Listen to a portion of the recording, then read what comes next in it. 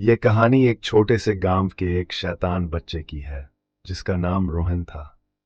गांव के लोग उसे उसकी शरारतों के लिए जानते थे क्योंकि उसकी शरारतों से हर कोई परेशान था। रोहन की उम्र तो सिर्फ 10 साल थी, लेकिन उसकी हरकतें किसी बड़े शैतान से कम नहीं थी।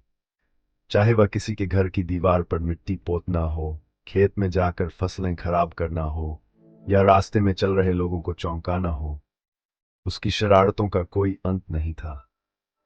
रोहन के माता पिता बहुत ही मेहनती और सादगी भरे लोग थे। वे चाहते थे कि रोहन भी एक अच्छा इंसान बने, लेकिन रोहन अपनी मस्ती में मस्त था। वह किसी की नहीं सुनता था।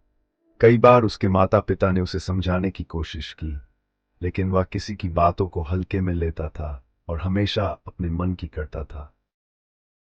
उसकी शरारतों से तंग आकर गांव के लोगों ने उसके माता पिता से शिकायत भी की, परंतु वे भी मजबूर थे।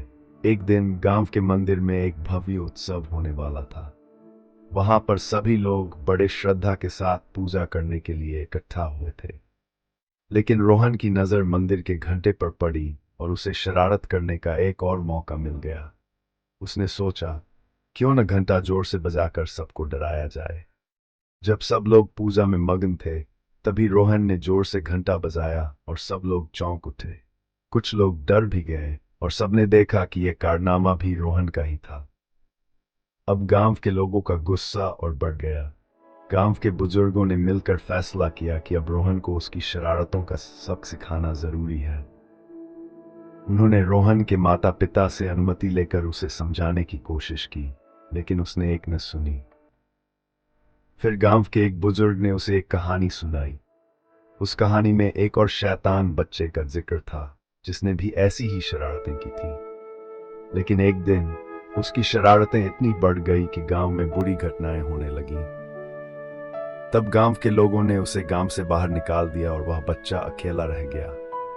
अंत में उसने अपने किए पर पछतावा किया, पर तब तक बहुत देर हो चुकी थी।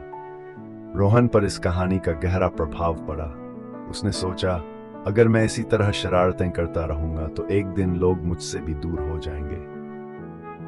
इस घटना के बाद उसने अपनी आदतें सुधारने का संकल्प लिया। धीरे धीरे उसने अपनी शरारतें छोड़ दी और अच्छे कामों में ध्यान देने लगा। गांव के लोग उसकी इस बदलाव को देखकर खुश हुए। रोहन का यह परिवर्तन सभी के लिए प्रेरणा बन गया।